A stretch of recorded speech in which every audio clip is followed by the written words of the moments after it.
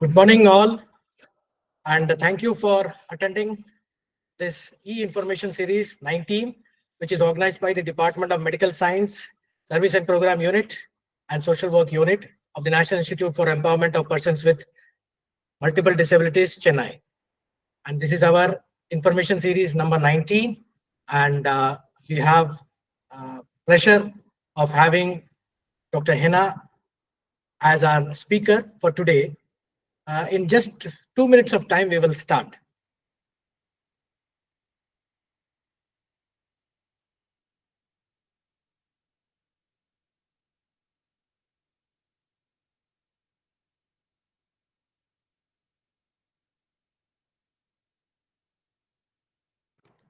I can see there are 29 participants who have joined.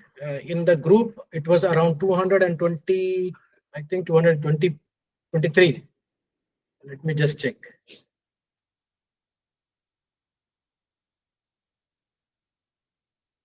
Yes, 235. 235 people who have joined in the group, which is specifically created for e-information series 19. And I think there are the people are joining. I request that we have 2 more minutes to start. I request everyone who is there to please join as soon as possible.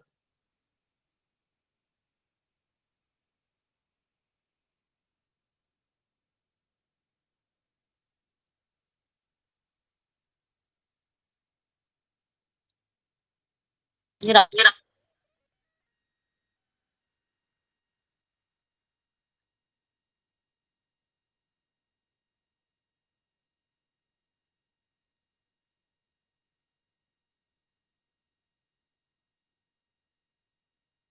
As you can see on the screen, that all the participants will be on mute and video will be switched off for them, except for the speaker and the host, and others are requested to kindly cooperate. Do not share anything from your side or do not disturb the speaker. The presentation is going to be for 45 minutes, which will be followed by question and answer sessions.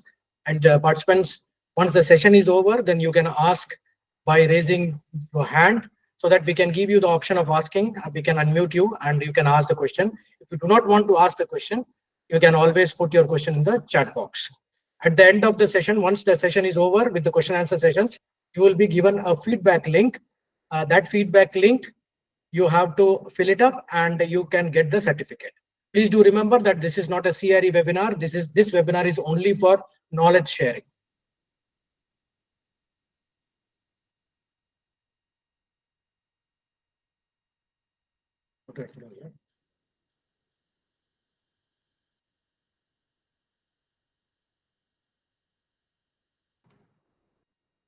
Okay, now it is time. So it's with my great pleasure.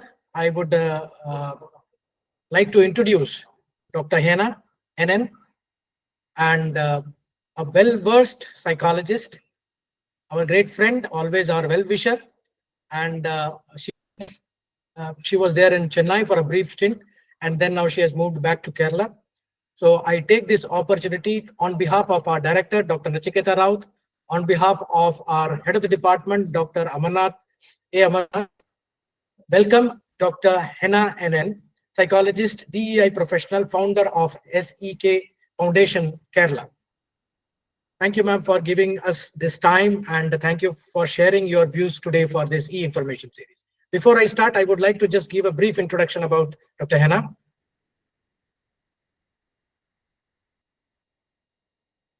I hope the screen is visible.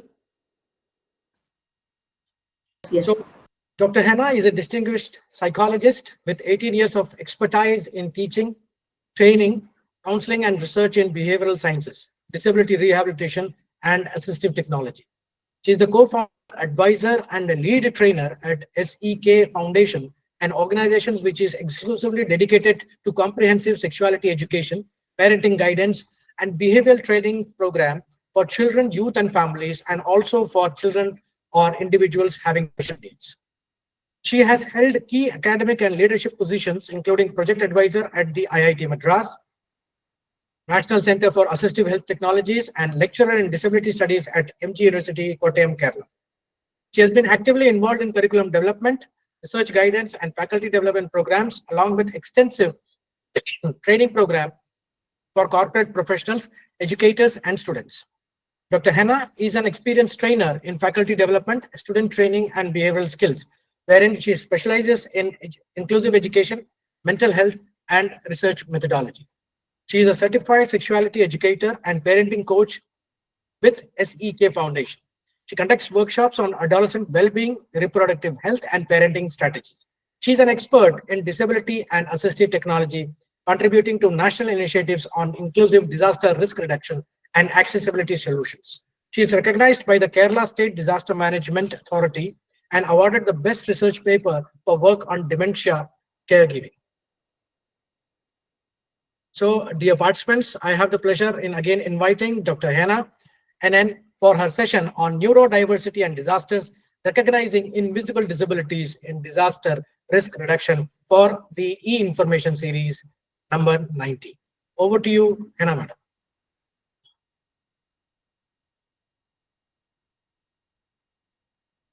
Thank you. Thank you, Dr. Rajesh. I am so happy to be here as part of NIPMED for this program. Actually, I was not well for the last 2 days, so in between my sound has, if you face some problems with my sound, please excuse me. Let me share my presentation first. Before that, I just wanted to inform you that I have added some interactive tools to get some ideas from the participants. You can use menti.com. That's I'll share during the presentation. Many of you might be familiar with the platform, so that you can directly ask questions, directly tell your suggestions, even you can include in the discussions. So that is what I have included, because we'll get more input from the participants itself, because as all of you aware, this is one of the very challenging area that needs to be explored and need to be done a lot of studies. And I'm so happy that NIPMED has taken active steps to include this topic into the mainstream and invite professionals to discuss on this particular area. My experience actually started with KSDMA, Kerala State Disaster Management Authority, in 2016 in this particular area. When I was faculty at Mahatma Gandhi University, I was working with KSDMA for implementing a training program, disaster risk reduction training program for persons with disabilities across our state. So in our 14 districts, we have given training to around 3,000 individuals with different disabilities based on their communication skills. So KSDMA already have developed a lot of materials for that, like Braille scripts and some videos and audios and cards, etc., for providing training and including persons with disabilities into the disaster management plan. And that was one of the that was a pioneer project by the state, and it was included in the disaster management plan and recognized by the National Disaster Management Authority as well.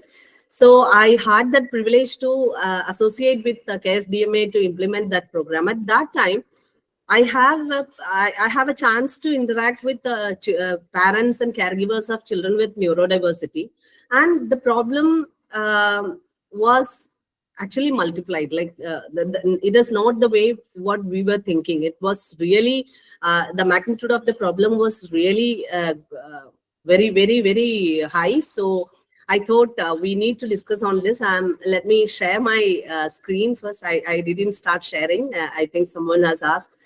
Okay, let me just share my screen.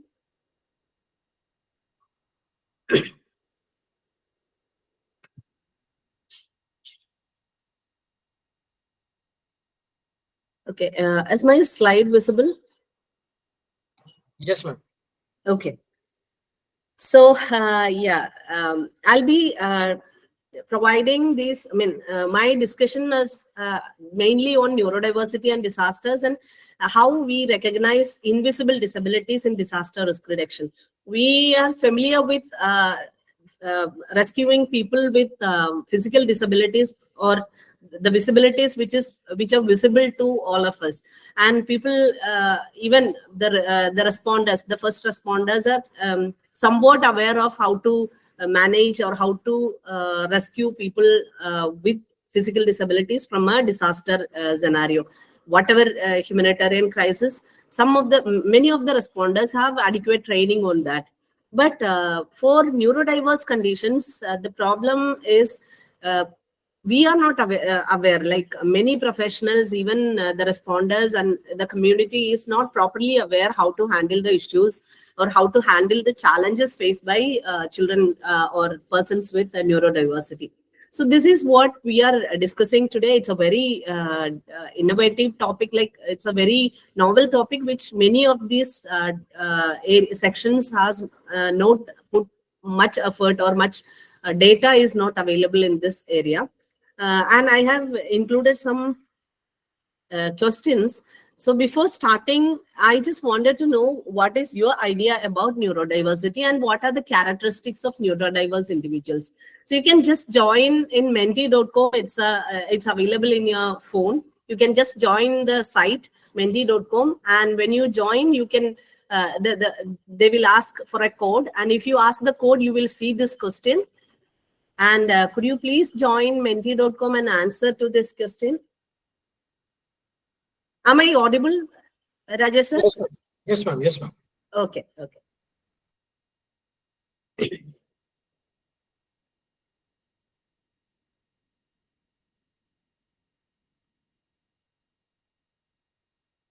So, any of you, could you please join the site?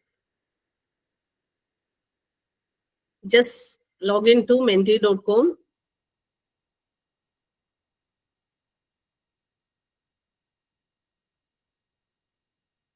I think the code is given the there. code is 1680 Yes. 6707.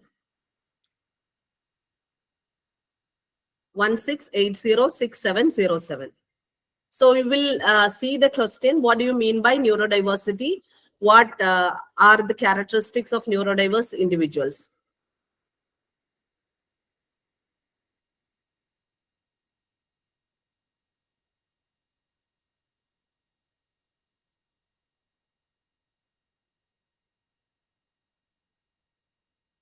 Okay.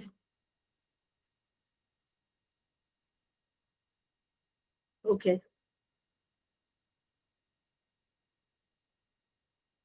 So you can answer, you can just type what do you mean by neurodiversity, like autism, ADHD, and you can even type what are the characteristics that you see, or what are the characteristics of the neurodiverse individuals.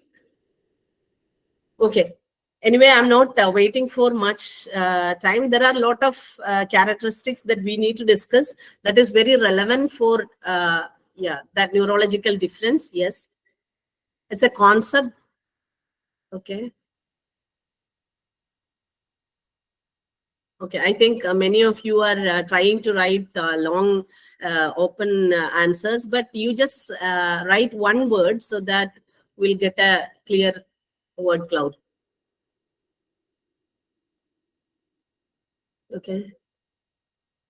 Autism. It's natural.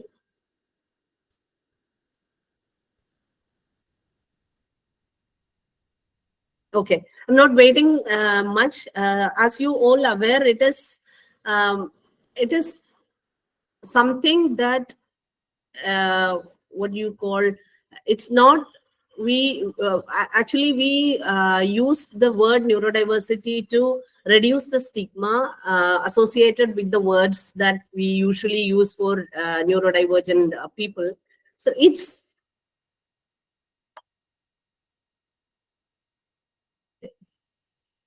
I think, oh,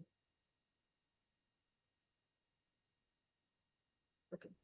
So neurodiversity, it refers to the variation in human brain function and behavioral traits encompassing conditions such as autism, ADHD, dyslexia, and a lot more neurodiverse conditions, where a lot of different characteristics that you might encounter with people with neurodiverse conditions. So what is the significance of identifying this neurodiversity in DRR, that is disaster risk reduction? It helps the or authority, it helps the first time responders, and it helps the community to plan better strategies for inclusive DRR. So it will be effective for all community members. The most important thing is many of the behaviors of individuals which will be very unique. We cannot say that this will be the common characteristics of a neurodivergent persons. There are some common characteristics, but we cannot predict that this will be the particular character of this particular person. That is one of the very biggest challenge we face during inclusive disaster risk reduction. So whenever you communicate with a person who is having a locomotor disability, it is something very easy because the communication is already through. We can communicate with the person, we can understand their needs, we can provide proper support based on their needs. But when it comes to neurodiverse people, even with hearing impairment or even with visual impairment, we can communicate in some way. We can communicate and we can understand how they are feeling and what are their real problems are. But when come to neurodiversity, majority of the people with neurodiverse conditions have issues with communication, and it will be very difficult for a person from outside, like maybe their caregivers can support, maybe their parents can support, but as a person who comes to rescue or comes to help this person will find it very difficult to interact with this person and plan this disaster management things. So what is the global and Indian perspectives of neurodevelopmental disorders? We can just go through some statistics. It says that among countries, around 23% prevalence of disabilities are there. Neurodevelopmental disorders are prevalent. From 3% to 48% in different countries. So average 23% neurodiverse conditions are prevalent in our in the world, in globally. And in India, around 9.2% of children aged 2 to 5 years and 13.6% of those aged 6 to 9 years had at least one type of neurodevelopmental disorders. And in 2011 census says that around 1.1% prevalence among children aged 0.4 years and 1.5% among those aged 5 to 9 years. And in South India, when we come to South India, especially in Kerala, where I'm from, a semi-urban community study found that autism spectrum disorders, ASD prevalence is 23.3 per 10,000 children. And it's an alarming statistic. So some specific disorders based on autism spectrum disorders, one of the study which analyzed some studies at a systematic review has indicated that there is no prevalent proper data or proper method of identifying ASD, so that the data on ASD is very, very minimal. CP is 15 to 20%, and ADHD is around 7.1% in India, especially in males 9.4% and females 5.2%. This is the global and Indian statistics about neurodevelopmental disorders. So that is one of the alarming statistics that we are seeing. These much children, these much people with neurodevelopmental disorders are there, which are not properly included in the disaster management plan yet. So individuals with disabilities, including neurodiverse conditions, are disproportionately affected because their needs are very different. Their problems are, their challenges are very different, so that it will be very difficult to such people to access the evacuation routes, and communication barriers are there. So that will be another very pressing issue. There is a very huge data gap globally, especially in developing countries and underdeveloped countries. We don't have adequate data about the problems or the challenges faced by neurodiverse people. Even the number of neurodiverse individuals are very the data about number of neurodiverse people are very limited. So the data gap itself gives a very big challenge for disaster preparedness and other management plan. So in India, the challenges are mainly we have a very vulnerable, India is a very vulnerable state with India faces a lot of disasters when it comes to South India during monsoons and all, flooding and a lot landslides, a lot of issues are there. But the proper disaster management plan or preparedness is not available. Even in Kerala, only during the 2018 flooding, we got an awareness about how to manage persons with disabilities. We got in 2016 itself, KSDMS started working on preparing disaster management plans for persons with disabilities and also for general public.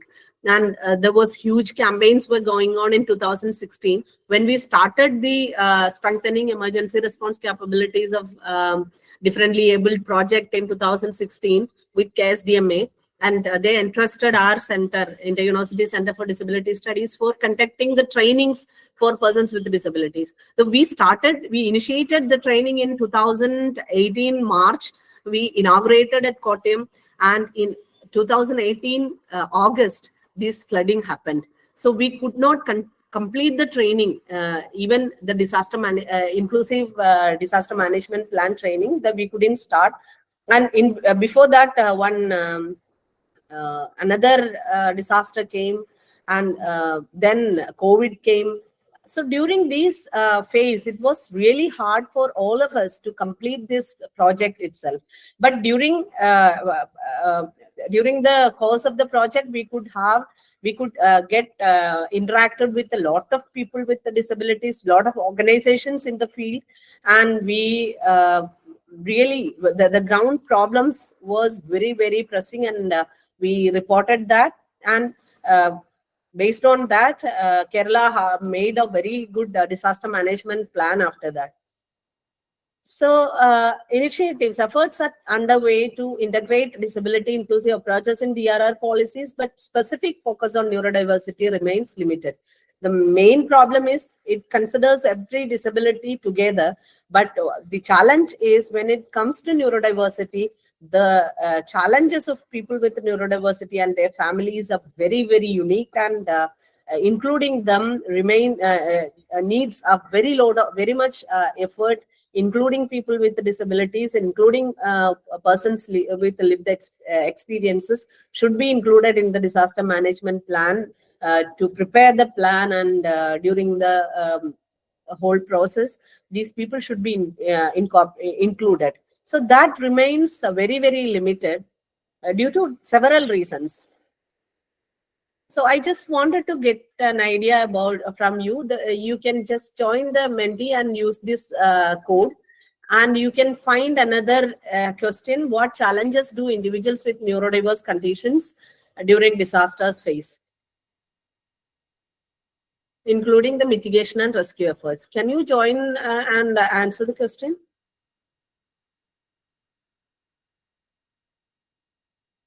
The code is 1680-6707.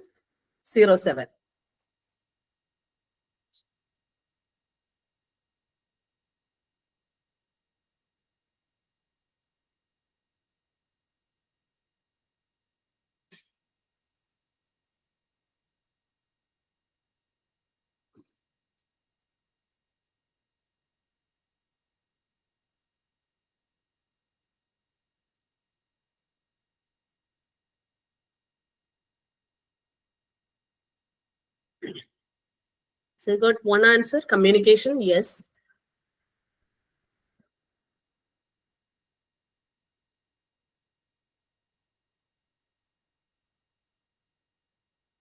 Communication is a very important challenge. Am I audible? Yes, ma'am, you're audible.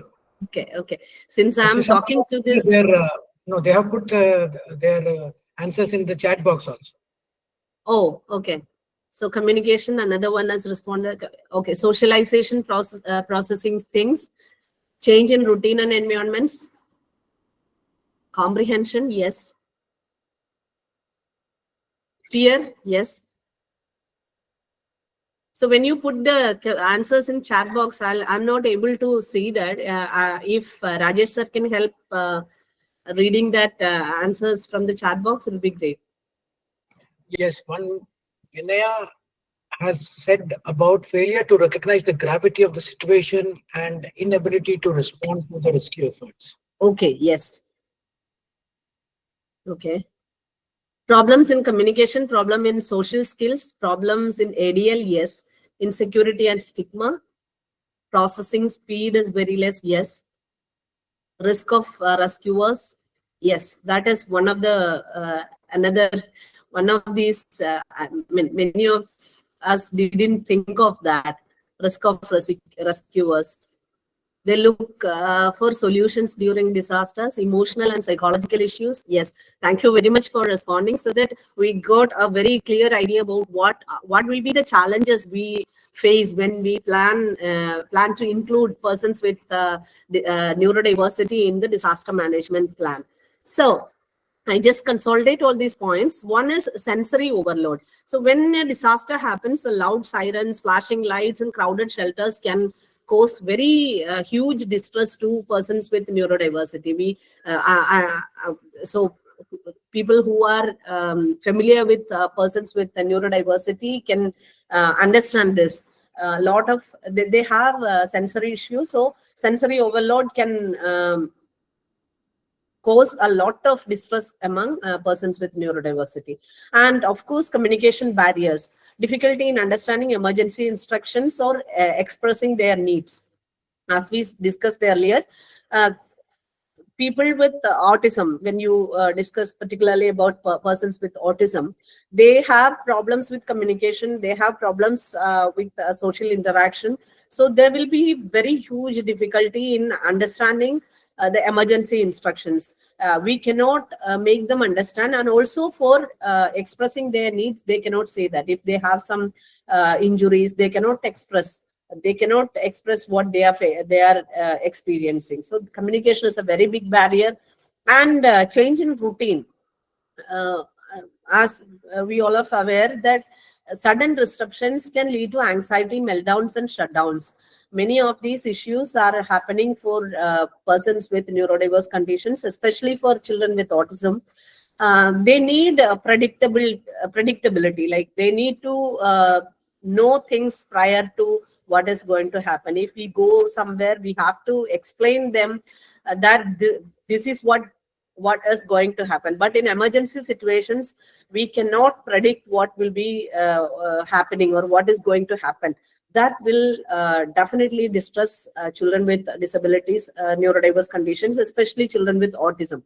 So there will be meltdowns, there will be shutdowns, and increased anxiety, etc. And limited awareness. When we think about the first-time responders, when they will be coming to the disaster affected area, and they may not be familiar with the issues of children or issues of persons with neurodiversity. The first responders and the shelters may not be trained to recognize neurodiverse needs. They maybe the local people will be coming for the first rescue, so they will not be aware of how to deal with children with autism or children with different neurodiverse conditions. And physical safety concerns. I'm sorry. So difficulty in following the instructions, and also difficulty in following the evacuation protocols. There will be some evacuation protocols for every state, there are already a protocol for everything, but it will be very difficult for them to follow that. They may be resist the unfamiliar environments. They may not ready to follow the instructions. They may not be what we call that they will be resisting for getting rescued by these strangers.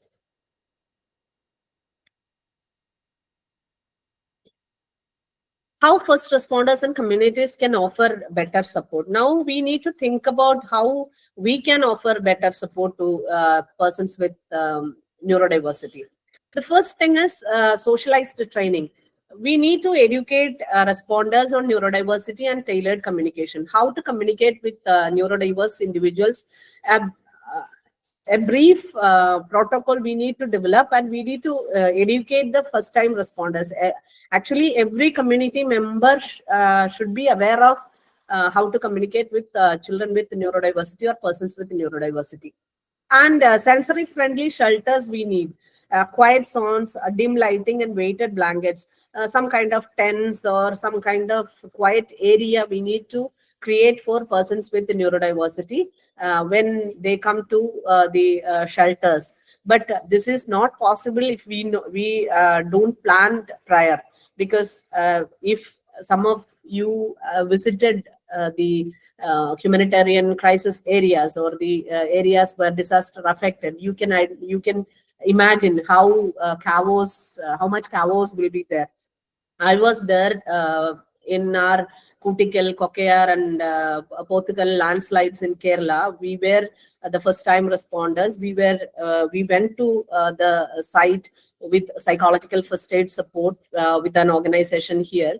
So I was really wondered how these parents and caregivers of neurodiverse children manage these children during that disaster time. And after that, when they come to the rescue shelter, when they come to the camps, it will be very difficult for the caregivers, even for the other members in the community.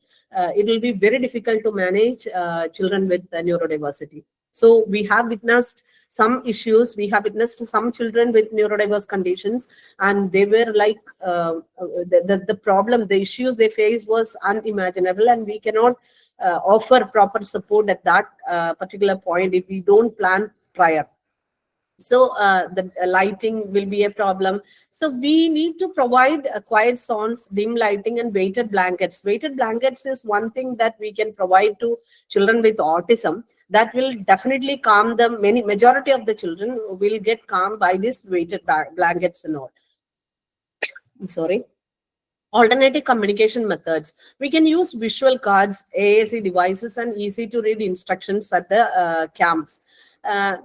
This is also, if we are planning prior, if we have a clear idea, clear vision about handling children with neurodiverse conditions, then only we will plan for this kind of visual aids and AAC devices and easy to read instructions at the campsite. Even it will be very difficult for us to identify where the toilets are, where the food is available, and the total area will be like a mess when we go there for the first 5 days, within first 5 days of these issues. So this is a very very great challenge that we need to address, and we need to have a proper plan to do this. Emergency identification system. So parents should take care about having bracelets or cards indicating specific support needs. This is one thing which we can train parents, or we can train the caregivers. We can provide bracelets for these kids so that we can just indicate that this child is having a neurodiverse condition. He needs this kind of support. So if we can provide that during the disasters, if the parents are separated, if the caregivers are not with the child with autism, this will be very helpful for the responders or the rescuers to help the person better. And involving neurodiverse individuals in planning and drills. So majority of the conditions, the emergency drills usually happens in many areas, but persons with neurodiversity are not included in these kind of drills. So that is one thing which we can do. What are the caregivers' roles? This is what we are going to discuss in detail. Before a disaster happens, how we need to prepare for a disaster. Nowadays, as you all are aware, India is one of the very, very difficult zone where a lot of disasters are happening across the nation, landslides, avalanche, and a lot of what you call flooding and lightning, fires. So lot of disasters are happening across the nation. So every one of us are very much careful about preparing for disasters. So disaster preparedness, I don't know how many of you have a disaster emergency kit with you at home. Because we all believe that our place is very safe and we are not going to be in this part. But everyone, including each and everyone, should be very, very careful, and we should have a emergency kit at home that is ready to be taken with you whenever it is a disaster. So preparing for disasters are crucial for parents, especially for parents and caregivers of neurodiverse conditions. We need to ensure a lot of things. The first thing is develop a personalized emergency plan for neurodiverse conditions. So a tailored plan addressing the specific needs of the neurodiverse individuals, including communication methods and sensory considerations. We need to have a card. We need to have a clear idea about how to communicate with these children and how to what are their sensory considerations that a stranger need to know. And assemble a sensory friendly emergency kit. So we can include a lot of things besides the normal emergency kit, where we keep batteries, we keep headphones, comfort objects. For neurodiverse conditions, we put comfort objects like fidget toys that children use to calm themselves. Even some soft toys that our children uses, or some medications, the specific medications these children uses, etc., can be used. It can be included in the kit. Then a support network we need to create. Establish a support network. We need to have a proper connection with the community, with the neighbors and the support groups, and also the district disaster management authorities in each districts. They have district disaster management authorities and local self-government government. So we need to provide adequate data about ourselves and our children with the neurodiversity to the local self-government authorities and to the neighbors, to the disaster management authority about our specific needs, so that whenever a disaster happens, it will be easy for the team to rescue people from our side, our neurodiverse children.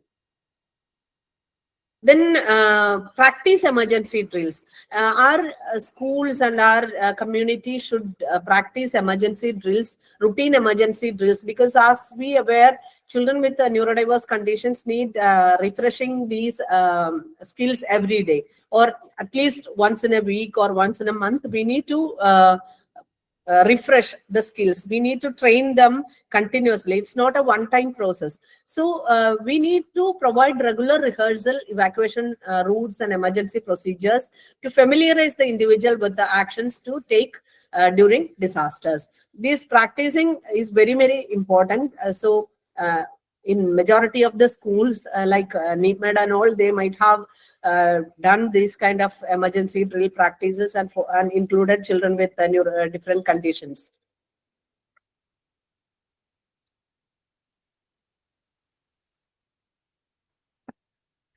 Okay, inform first responders. So we need to share information about the individual's specific needs with local emergency services and ensure supporting during disasters. It takes times to switch my slides. Okay. So during emergency, what we need to do, or before this, we need to prepare for emergency things. So the emergency kit, what all things we need to include in the emergency kit? Mainly 12 areas of preparedness generally we say, but in addition to that, for children with neurodiversity, we need to include their calming toys like fidget toys and other things into the preparedness kit. Like you can include the fidget toys, the fur toys, the soft toys that used by the children, and the medicines emergency medicines and neurodiversity medicines that our children are using, etc., can be included in the kit. So after the disaster, it will be very difficult to maintain the routines. So re-establish daily routines as much as possible to provide a sense of normalcy and security for the individual. So this is very important. Only if the parents are available, or the caregivers are available, we can re-establish the daily routines. But for this, why we are saying that we need to have a routine plan included in the emergency kit for the children, so that if the parents are separated during disasters, we cannot predict whether the parents will be with the child or with the person with the neurodiversity, or the caregiver is with the person with neurodiversity. So we need to have a very clear idea about the condition of the child, the sensory issues of the child, and the daily routine of the child, so that the responders and the people in the camp will get a clear idea about what to do with the child. So provide emotional support, offer reassurance, and create a calming environment to help the individual process the event and reduce anxiety. So this is another important thing. We need to provide emotional support that will help the individual to reduce the anxiety. And access professional services. Whenever it is needed, access healthcare support from the healthcare providers or therapists who are experienced in supporting neurodiverse individuals. Engage in community resources. Including or engaging in the community programs designed to support recovery and provide social interactions or social connections for neurodiverse individuals and their families. Whenever get a chance, always try to include the child in the community, to interact with the community, so that the stress of the child will be very less when a disaster affects. So what are the strategies for inclusive DRR? The one thing which needed is a universal design in emergency plans that include all the people with different challenges, ensuring accessibility in shelters, warnings, and rescue operations. So neurodiversity inclusive drills that we already discussed, practicing emergency responses with neurodiverse individuals is a must, so that the child can process the information. Whenever a real-time situation occurs, the child can easily understand what to do, or they can at least reduce their anxiety during the process. Family and caregiver support is another thing. We need to train the families on how to prepare and respond effectively, how to prepare the emergency kit, how to make all these notes for the child with neurodiversity in their emergency kit and all. And assistive technology and apps, digital tools to help individuals navigate emergencies. There are limited technology available, but now the researchers are going on to help during disaster. So that kind of digital tools, so navigating tools to help during emergencies, that can be used. Multisensory alert system should be used by the authorities, visual, auditory, and tactile alerts for various needs. Sorry.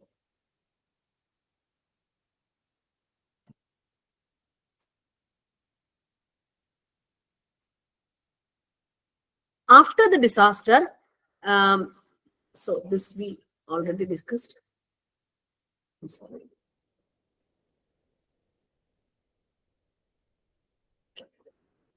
So how do we prepare a neurodiverse child for disasters? I have included this Menti. Can you give some suggestions? How do we prepare a neurodiverse child? So we have discussed a lot of things. We have discussed how to interact with the families, how to interact with the responders, but how can we prepare the child? Can you give your suggestions so that we can just get a clear idea, and we can discuss, we can consolidate all the points. So when you enter the same code 1680 6707, You can join the Menti. How do we prepare neurodiverse children for disasters?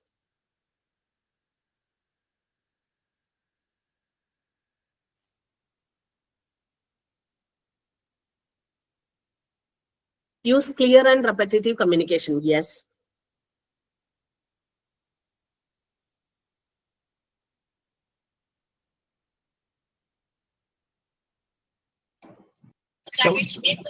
Somebody has written daily practice for evacuation. Daily practice for evacuation. Yes.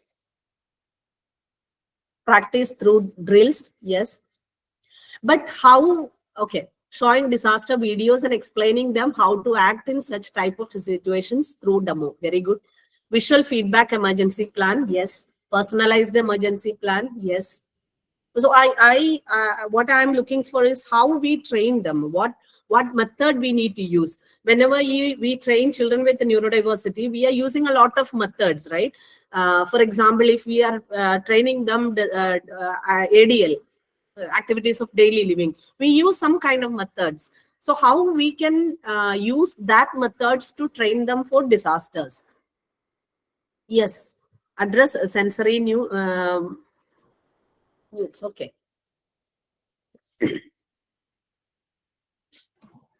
With clear instructions.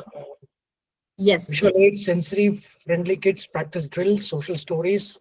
Yes. Social stories. Yes. Social stories is another important. Okay.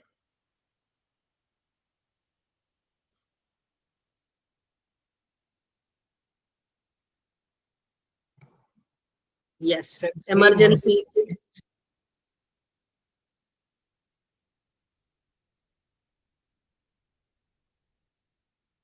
Necessary things need to be taken with them. Yes.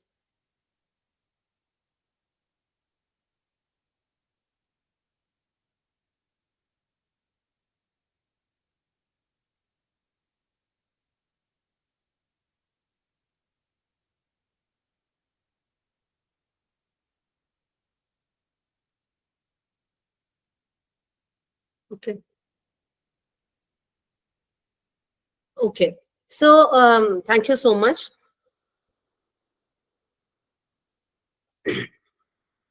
So the one thing is personalized emergency plans. So we need to create customized emergency plans considering their sensory needs, routines, and communication preferences.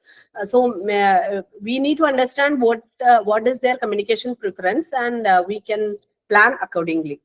And social stories and visual aids, as someone mentioned, we can use social stories, use illustrated guides. Even we can show them the videos and tell them that this is what going to happen, or this can happen.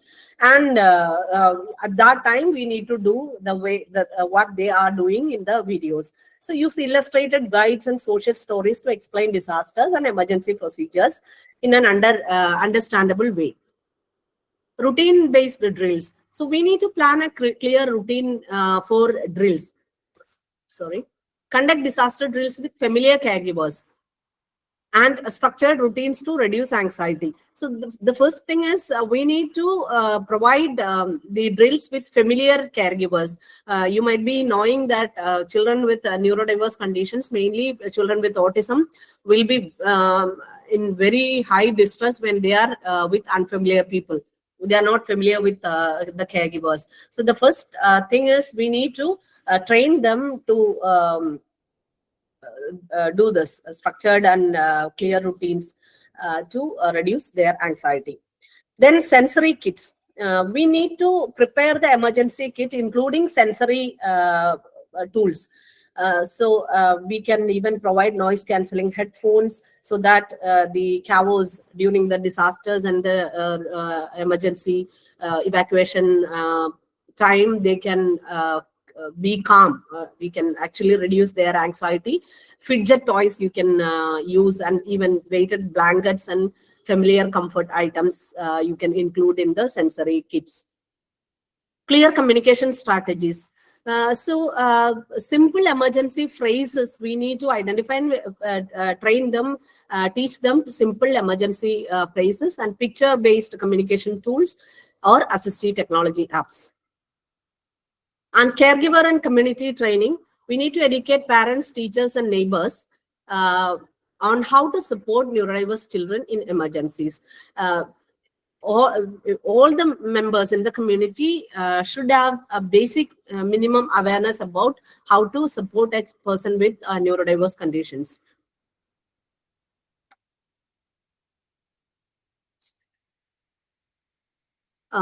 Safe spaces in shelters. As I mentioned earlier, identify quiet, low stimulation areas in shelters where children can regulate their emotions. How can first responders understand and respond to their unique needs? The first is neurodiversity training. There should be mandatory training for on autism, ADHD, and sensory processing disorders, intellectual disabilities. Then alternative communication methods. The responders should have a clear idea about alternative communication methods. Then overstimulation. We need to avoid overstimulation. We need to tell them that avoid flashing lights or sounds or sirens, loudspeakers, and sudden physical contact is should be avoided. We should be very, very careful when trying to physically contact with these children with neurodiverse conditions. And we need to assign trained volunteers to rescue children or persons with neurodiverse conditions. And patience and flexibility. This is another important thing. We need to provide extra time for responses. Then we need to avoid force them for immediate response or compliance, and provide structured instructions to them. Children should have this emergency ID and information cards. So families should provide identification cards with medical, sensory, and behavioral details. This is what I was telling to include in the emergency kit. So there are a lot of emergency disaster, inclusive disaster relief policies available. Neurodiverse individuals, we need to include disaster risk reduction policies at national and local levels. And now, after the 2016 inclusive DRR project in Kerala, that has been included in an NIDM National Disaster Management Plan. That can be included, or that can be taken very seriously and included in the disaster relief policies. Accessible early warning system. Then neurodiverse friendly shelters, as we mentioned, these everything should be included in the policy itself. And legal protection. In planning and relief efforts, legal protection should be enforced. Funding for specialized support. We need to allocate specialized support for the assistive technology, caregiver support, and trained emergency responses, etc. Partnership with disability organization. This is the most important thing. The person with the disabilities and their caregivers should be in the center of all these plannings. Their voices should be heard. Their voices should be included in the whole advocacy plans. Post-disaster support programs, we need to provide mental health services, structured recovery programs for specially designed for neurodiverse conditions, and education continuity for neurodiverse individuals. So there are some best practices across the globe. One is Kerala's DRR, inclusive DRR model. That they trained persons with disabilities across the 14 districts. So we could train around 3,000 persons with disabilities and their caregivers to face disasters. And accessible early warning system has been included. If you enter into the KSDMA website, the accessibility videos or everything is accessible. In majority of the websites now it is accessible. And Japan's community-based approach, disaster preparedness programs tailored for neurodiverse individuals. Japan has a special tailored neurodiverse program for community. And US's autism-friendly emergency response. First responders trained to recognize and assist neurodiverse individuals. So the first responders of USA has been trained to understand autism, children with autism. Sendai framework for DRR calls for disability inclusive disaster risk reduction strategies. So these are the global best practices, and there are lessons from Kerala, that collaboration with persons with disabilities. So how Kerala has implemented this was with the agencies, the DPOs and other agencies who are working in the area of disaster management and disabilities. Collaborating with those organizations has helped KSBMA to implement this program successfully. And we provide district-wide training program and community resilience that enhance the community resilience. So what are the actionable points? The first thing is research and data collection. We have a very limited data on even neurodiverse conditions across the country, so that we need to have clear data about the neurodiverse conditions, their challenges they are facing, and also the existing disaster management methods of the plan, and what should be incorporated in the disaster management plan to better help persons with neurodiversity. This is one thing which we need to do urgently, that we need a research and data collection based on these conditions, neurodiverse populations. Then policy advocacy. We need to be advocates for the policies to incorporate all these disaster management plan, including neurodiverse people, into the DRR policies. And community education, that is another important thing to include persons with neurodiversity. We need to provide proper education for community members, the neighbors, family members, and everyone with the basic knowledge about neurodiverse conditions and the challenges they will be facing. So what we were discussing was the importance of recognizing and integrating diverse needs in DRR to build truly resilient communities. And we need to be the advocates for including persons into the disaster management plan to safeguard every individual's right to safety and well-being during disasters. So these are the major takeaways. We need to be the advocates. We need to share our knowledge. We need to we need to be the advocates of for including persons with neurodiversity in the community. So the questions, you can even ask the questions through Menti, or you can raise hands and ask question. I think that'd be good, right? So that we'll get a communication with them. I can just, okay. So this is what I wanted to share with you. There are a lot of gaps are there in data and also in the management plan. We need to do a lot of things to help our fellow beings with neurodiverse conditions. Now, thank you so much to Dr. Rajesh Ramachandran and Dr. Nachiketa Rao sir, and all the coordinators, Aman sir, and everyone for this wonderful opportunity to be a part of this information series. Thank you so very much, sir, and I over to you for the question and other things. Yes. Thank you very much. Yeah. Thank you. Thank you so much, Hena ma'am. And it was really a pleasure listening to you always. And you have shared so much details, information, because this disaster risk reduction, particularly for persons with disabilities, is not that much touched upon. So that is what now, in fact, the disaster management team is also looking into the aspect like what best can be done for people with disabilities. So thank you so much, ma'am. Now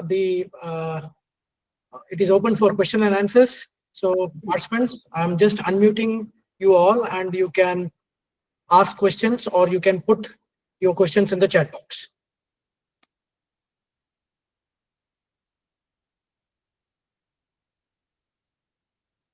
I think one person raised hand, Vijay or some, I couldn't read the name, but someone raised hand. Yes, Vijay. Yes, please. Mr.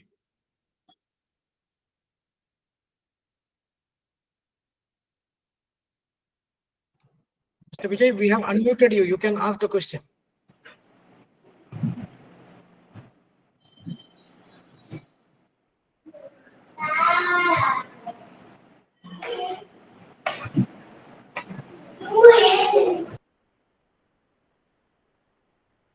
Well, there is a question in the chat box, ma'am, so we'll take that. Yeah. Would you suggest any program or courses for the volunteers with regard to help out with this? Okay. As of now, in Kerala, they have Aptamitra program that is actually training for volunteers. I don't know how they take participants now, but every disaster management authorities of the particular state will have some programs. They will recruit volunteers, they will recruit first-time responders, and they train people to participate in the community during the disaster management program. So Kerala has a very good plan for that. We have trained volunteers. They deploy during the disasters into the community. So if someone from other states can share if they have any idea about the programs across the nation and in your state or even in different states. So whatever in Kerala, we can associate with Kerala Disaster Management Authority. And if you're particularly interested in providing psychological first aid and all, some universities provide psychological first aid online courses that anyone can join. It is not for psychologists only. Every responders, everyone in the community can attend that psychological first aid program. It's like the first aid that we provide when an injury happens. Similarly, psychological first aid anyone can provide during the disasters. I don't remember which university was offering that course, but in Coursera, in platforms like Coursera, you can find courses in psychological first aid, and also similar courses will be there in platforms like Coursera. There is any method, common method for evacuation. You see, every disaster management authorities or every state has a common disaster management plan, evacuation plan that usually operated by the authorities from the headquarters of district disaster management team, and they will directly they will be implementing it through the local self-governments and all, and there will be parallel teams that support including all the departments like fire and rescue, whatever, police, everyone, associating with everyone. There will be a plan. There is a plan for every state, a proper evacuation plan. And we can avail that from the websites of the concerned disaster management authorities.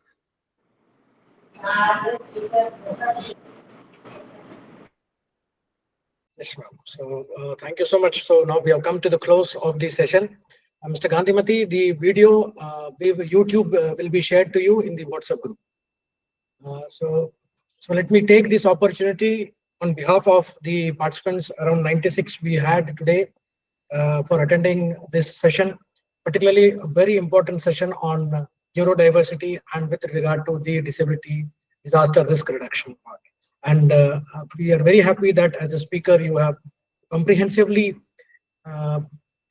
shared your experiences and shared your valuable thoughts with regard to this aspect, because this aspect is basically not that much touched upon. So on behalf of the entire team of NIEPMD, Department of Medical Science, on behalf of our head of the department, on behalf of our director, Dr. Nachiketa Rao, and on behalf of me and from all other team members, thank you so much for sharing your valuable experiences, valuable thoughts with us. Well, thank you so much, ma'am. And also, I take this opportunity to thank all the participants who have participated. Thank you so much. Thank you so much, sir, this one for